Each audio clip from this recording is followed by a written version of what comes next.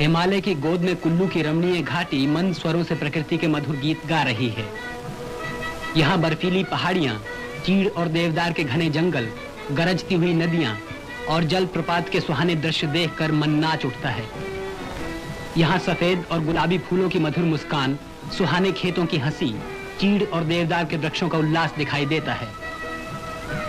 अनंत काल से बर्फीली पहाड़ियों से घिरी हुई धरती का ये अनोखा श्रृंगार देखकर कौन प्रकृति की महिमा के गीत ना गाएगा।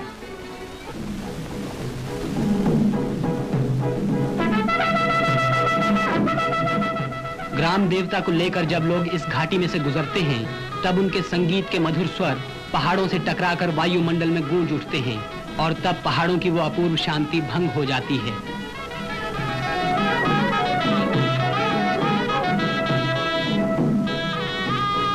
कुल्लू देवताओं की घाटी है। यहाँ हर गांव के लोग अपने देवता में विश्वास रखते हैं। गांव में देवता के मंदिर के अलावा उनके गुणगान गाने वाली भजन मंडली भी होती है। उत्सव के दिन देवता मंदिर से बाहर लाए जाते हैं और गांव के भोले भाले लोग उनके सामने संगीत के मधुर स्वरों के साथ साथ झूम झूम कर नाचते हैं। उनके गीतों के सरल स्वरों से सारी घाटी गूंज उठती है। नई सभ्यता की झलक कुल्लू में आज भी नहीं दिखाई देती। वहाँ की नदियाँ अब तक तूफानी गीत गाती हैं। वहाँ की कविताएं सिर्फ लोगों की जबान पर हैं और वहाँ का इतिहास आज भी बहुत से लोग नहीं जानते। फिर भी हिमालय की गोद में शायद ही कोई ऐसा स्थान होगा जिसका प्राकृतिक सौंदर्य कुल्लू से अधिक हो। हालांकि कुल्लू हिमालय की बाहरी पहाड़ियों के आगे बसा हुआ है, फिर भी वहाँ पहुँचना कठिन नहीं। हवाई जहाज के जरिए आप दिल्ली से वहां सिर्फ 1.5 घंटे में पहुंच सकते हैं। अगर रेलगाड़ी की यात्रा करना चाहें तो आप दिल्ली से एक ही रात में पठानकोट और वहां से रेल की छोटी लाइन के जरिए नगरोटा पहुंचेंगे। नगरोटा से कुल्लू तक सड़क जाती है। आप पठानकोट से बस के जरिए भी कुल्लू पहुंच सकते हैं। ये सड़क 175 मील लंबी है।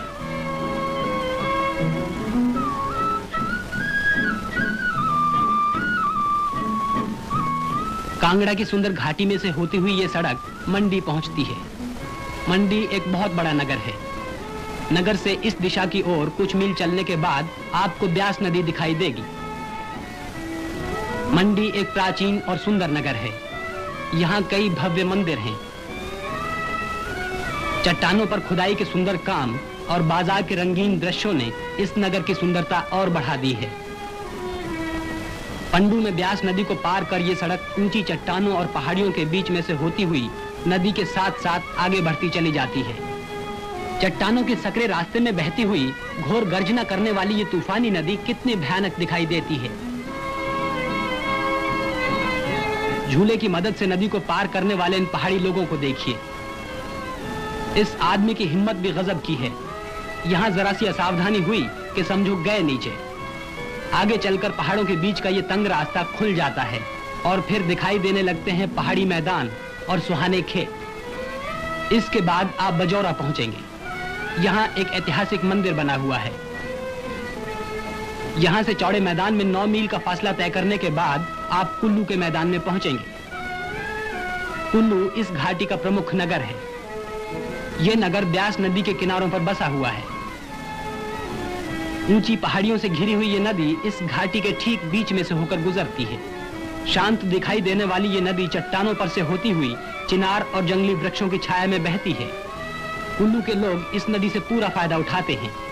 ये नदी न सिर्फ सूखे खेतों की प्यास बुझाती है, बल्कि लकड़ी के लट्ठों को जंगलों से मैदानों में पहुंचा देती है। ब्यास घाटी का ऊपरी भाग शायद हिमालय का सबसे सुहाना और हरा भरा स्थान है। 24 मील तक फैले हुए इस इलाके में फलों के बहुत से बागीचे हैं, जिनमें बढ़िया किस्म की नाशपाती, सेब और दूसरे फल पैदा होते हैं। रेसन और कैट्रियान मछलियां पकड़ने के बहुत बड़े केंद्र हैं। दूर दूर से लोग यहाँ मछलियां पकड़ने के लिए आते हैं और उन्हें कभी निराश नहीं होना पड़ता। यहाँ से कुछ ही दूर ट्राउट मछलियों को पालने की जगह है और इससे कुछ आगे छोटी सी पहाड़ी पर मधुमक्खियों का घर है। यहाँ की पहाड़ियों के आसपास छोटे छोटे गांव दिखाई देते हैं, जिनमें कुछ मकान बने हुए हैं। ये मकान 2 या 3 मंजिल के होते हैं। हर मंजिल में एक कमरा होता है। ऊपर की मंजिल के चारों तरफ लकड़ी का बरामदा होता है। मकान के सबसे निचले भाग में मवेशी रखे जाते हैं और ऊपर की मंजिल में लोग रहते हैं। इन लोगों के जीवन में सादगी और शांति है। कुल्लू की महिलाएं जितनी मेहनती हैं, उतनी सुंदर भी हैं।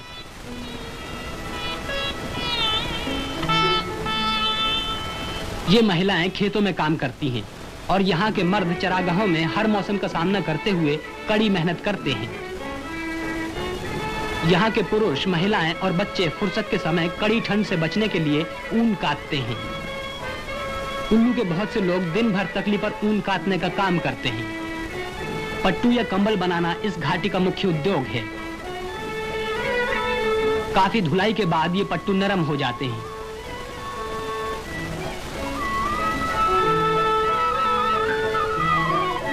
कुल्लू में पानी की कमी नहीं। इस घाटी में कई जल चक्कियां हैं जिनसे अनाज पीसा जाता है। कुछ तरक्की पसंद लोग चावल की भूसी हटाने के काम में नई मशीनों का उपयोग करते हैं। यात्रियों के लिए कुल्लू स्वर्ग के समान है। पहाड़ों पर चढ़ने वाले ऊंची चोटियों को देखकर फूले नहीं समाते। कुछ कम साहसी लोग इस घाटी में ही अपना मन बहला लेते हैं।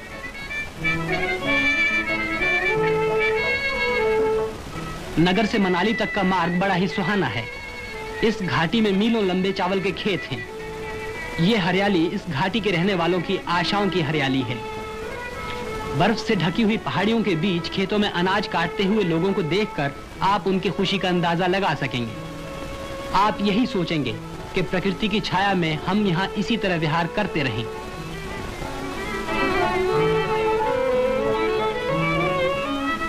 जगत सुख नामक गांव में से होती हुई ये सड़क तेजी से बहने वाली दो नदियों को पार कर मनाली पहुंचती है। मनाली एक बड़ा ही सुंदर स्थान है। यहाँ देवदार के घने जंगलों में 700 वर्ष पहले बनाया गया डोंगरी का मंदिर है। मनाली से यात्रा शुरू कर दर्रा रोहतांग में से होते हुए लोग पुराने जमाने से लाहौल और लद्दाख की मंडियों में व्यापार करते आ रहे हैं। ब्यास नदी के किनारे किनारे कोटी तक की यात्रा में आप आनंद का अनुभव करेंगे। लाहौल के मैदान से लोग भेड़ों के जरिए इसी रास्ते से अपना माल कुल्लू की मंडी में पहुंचाते हैं।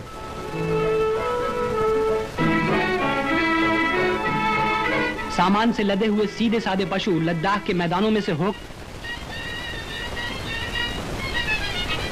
ये टेढ़ा मेढ़ा रास्ता इस दर्रे के उस ऊपरी हिस्से तक पहुंच जाता है जो ब्यास नदी के उद्गम स्थान के पास है। 40 फुट की ऊंचाई से उछलती हुई ये नदी 350 मील का सफर तय करती है। अक्टूबर महीने में पहाड़ी इलाकों के लोग इसी रास्ते से ऊन, नमदे और कंबल जैसी चीजों को कुल्लू में होने वाले दशहरे के मेले में पहुंचा देते हैं।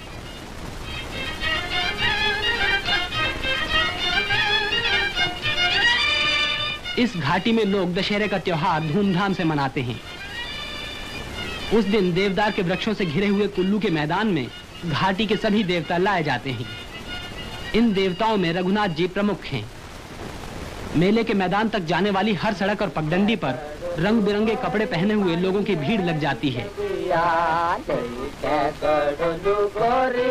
ये लोग जुलूस के रूप में अपने ग्राम देवताओं की मूर्तियों को मेले में ले जा रहे हैं।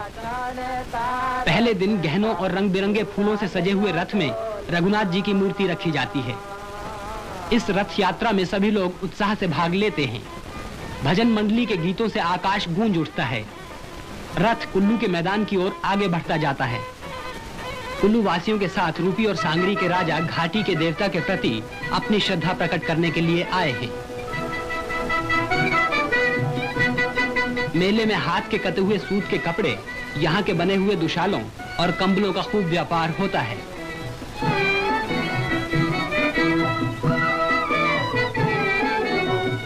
ऐसे मेलों में ये लोग धार्मिक कथाओं के आधार पर नृत्य करते हैं।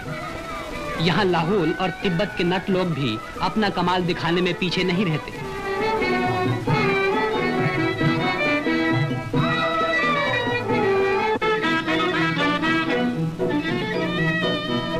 अपनी प्राचीन वेशभूषा को धारण कर ये लोग झूम झूम कर नृत्य करते हैं। घाटी की सुंदरियां इनकी कला को देखकर ध्यान में डूब जाती हैं। इस तरह आनंद और उल्लास का एक सप्ताह समाप्त हुआ। मीठी याद के साथ अगले साल इस रमणीय घाटी की फिर यात्रा करने की आशा लेकर हम यहाँ से रवाना हुए।